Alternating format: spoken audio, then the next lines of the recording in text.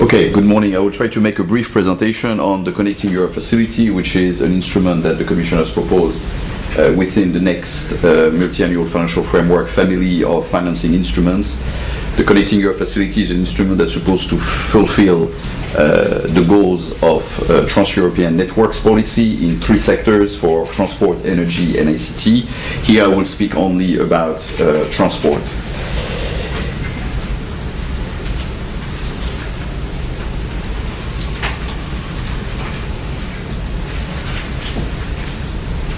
Okay, so today the TransEuropean Networks, which is the goal that we are pursuing with the Connecting Europe facility, shows that, just to make it very short, we have a patchwork instead of having a full network that interconnects all the modes of transport and the different transport networks of the different member states, and therefore this creates quite important diseconomies of scale from the point of view of competitiveness, growth, employment, internal market, but also sustainability.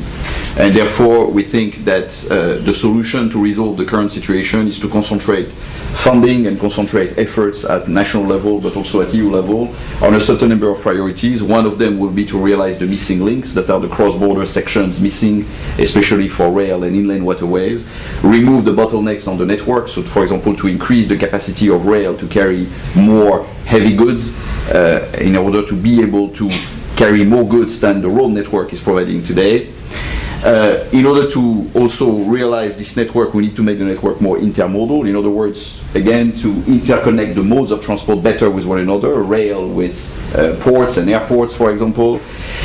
We have also to make the network interoperable and efficient, allow the full rollout of traffic management systems in order to ensure that we have intelligent transport network that can use the minimum amount of fuel in order to carry out the transport that we need.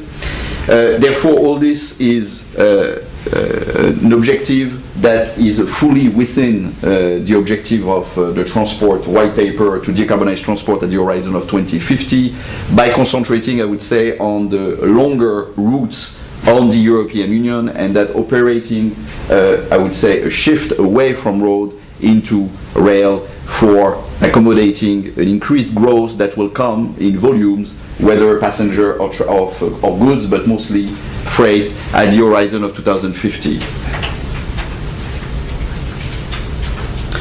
So here you have an idea of the network that needs to be completed. This is for the road network that to a large extent is completed in the western part of the continent, but remains to a large extent remain to be finished of many connections in the cohesion member states to the eastern part of the continent. We have identified that in order to realize this ambitious goal, considerable investments will have to be mobilized at the horizon of 2030, about 1.5 trillion euros of investment. And if we look at the horizon of 2020 alone, we see that just to realize the core network, which is the main transport flows, we need to realize 250 billion euros of investment. So the Connecting Europe facility is supposed to make a contribution to realize this. Of course, it's not going to be financed out of the EU budget. The EU budget is too small to be able to realize such level of investments. Most investments will have to come from national sources or from private investment. But what we try to do with the Connecting Europe facility is to have a significant amount of funding in comparison to what we have today, where the budget today is 8 billion. That we manage at EU level, at central level by the Commission, and to increase it to 31.7, of which 10 billion will only be deployed on cohesion fund member states, so in the eastern part of the continent, and the rest, the 21.7 billion, will be a mix of financial instruments like project bonds and also grants in order to be able to help bring about the realization of this ambitious framework.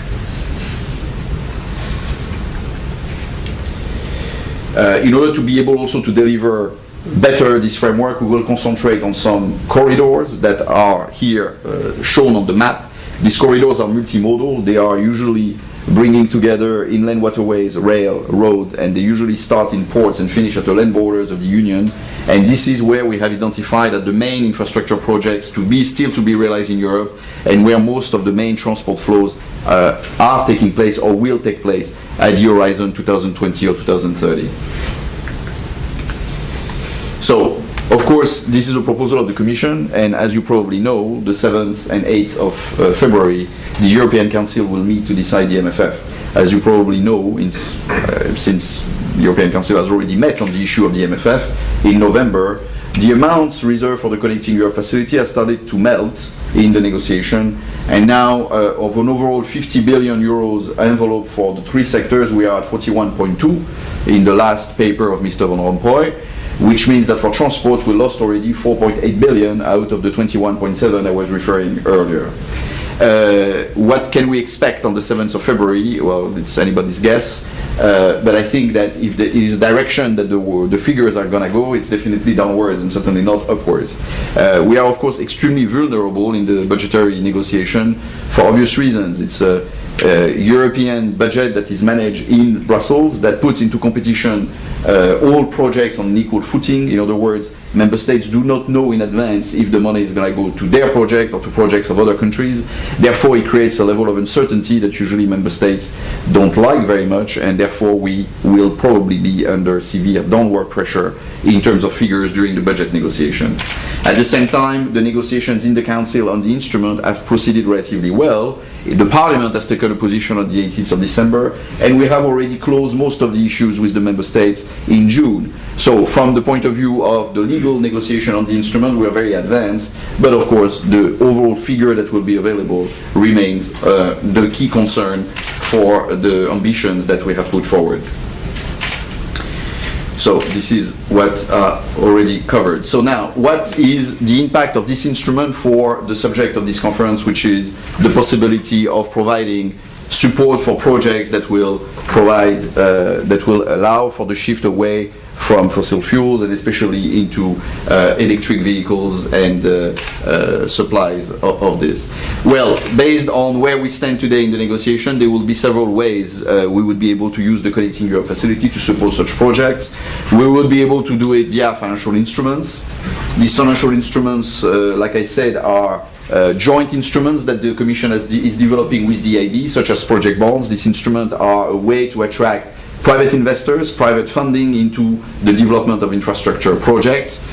We have today the LGTT and the project bonds in the pilot phase, and we hope that this will be scaled up under the Connecting Europe facility, amounts permitting, of course, and this we place quite a lot of hope that especially for projects that, like the projects of electrification, providing adequate supply and charging points, for example, in the network, these projects could be done via innovative financial instruments, since to a large extent they will be carried, the project promoters will be private operators. At the same time, it doesn't mean that there is no possibility also for grants. There will be studies that will be able to, what we call studies or even pilot studies, that could get a co-funding rate of 50%, which is interesting if you want to have, I would say, a demonstration of how, I would say, a particular technology will play out in the real world. And for the deployment, we would have in the 10T guidelines, which is the policy document that accompanies the Connecting Europe facility, a clear prioritization of the decarbonization of all modes of transport through innovative transport technologies, alternative propulsion systems, energy efficiency, alternative energy supply, and vehicle interface. And this could get a 20% grant support from the Connecting Europe facility starting in 2014. On this, both Parliament and Council have agreed these figures, have agreed the grant support, have agreed this prioritization, so I don't think that in the final stretch of the negotiation, once the amounts have been sorted by the European Council, that will change. That will probably be there at the end. I'm pretty confident that this will remain.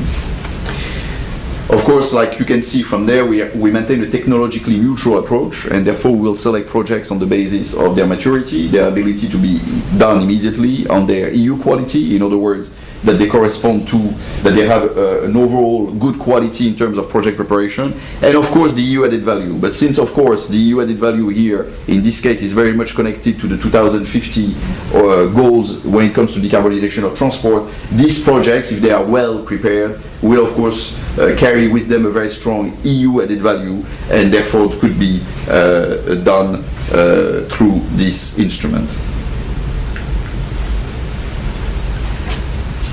Okay, nevertheless, it would be not correct for me not nevertheless to give you an idea of what actually could happen in the real world in terms of overall funding. First of all, as you could see from the previous slides, the Connecting Europe facility is aiming at financing large infrastructure projects across many different modes of transport, by priority environmentally friendly modes of transport such as rail and inland waterways, and concentrate on also traffic management systems. Therefore, the focus, though decarbonization is a priority of the Connecting Europe facility, the focus in terms of volume will be disproportionately allocated to large rail projects that are very expensive and that will absorb a large part of the budget. As you all probably also noticed, the overall envelope that we have asked is relatively small in comparison to the overall needs that we see at European level, and that applies to all modes of transport, including the priority on decarbonization.